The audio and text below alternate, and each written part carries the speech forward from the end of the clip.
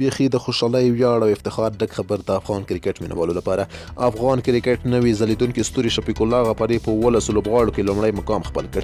دا چې د جنوري په 11مه نیټه د 19 کلنو نړیوال جام په سویلي افریقا کې پیل شوی، نو تر دې دمه یې 11 لوبې شوي دي چې ټول پکې 14 لوبډلې لوبېدلې دي. دا چې هره لوبډله کې باید 15 بلران توپ اچونه وکړي، نو هره لوبډله لږ تر لږه 15 بلران لري. که محاسبه وشي د افغان لوبډلې پرته 15 لوبډلې نورې هم شته چې هره لوبډله پیاوړي توپ اچونکي لري او د دغه توپ اچونکو شمېر 15 اتنو ته رسیږي. د دې ټولو بلرانو په سر کې د زیاتو وکټو اخیستلو په برخه کې بیا افغان لیګ بریک بالر شفیق الله غفاري لومړی دی.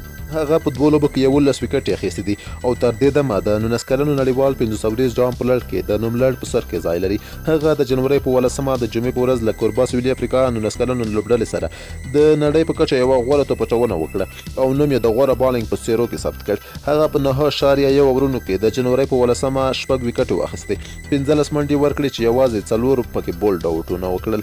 د چهارشنبې ورځې د جنوري په 22مه د عربي متحده اماراتو 19 کلنو کرکټ لوبډلې خلاف د دویم ځل لپاره غوره توپ اچونه وکړه. هغه په 8 اورونو کې 23 منډې ورکړې او 15 وکټې واخیستې.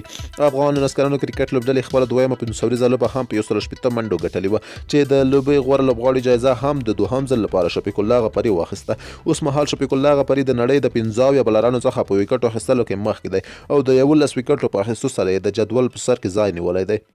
که شفیق الله غفاري پر روانو لوبو کې هم مخته ولاړ شي، نو خامخا به د ټول ټورنمنټ د غوره لوبغاړي جایزه ترلاسه کوي.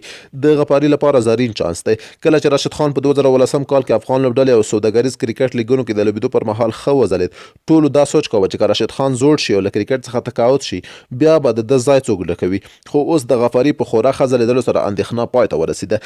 د افغانستان ټول وګړي اوس دغه فکر کوي چې افغانستان غوره لوبغاړي لري، خو باید وخت ورکړل شي. نو افغانستان د کرکټ په برخه کې ښې وړتیاوې لري، ځوانې هستۍ شته، خو د وخت ورکولو خلک بیا ډېر کم دي چې دغه هستیو ته وخت ورکړي، افغانستان ته ویاړونه ور په برخه کړي.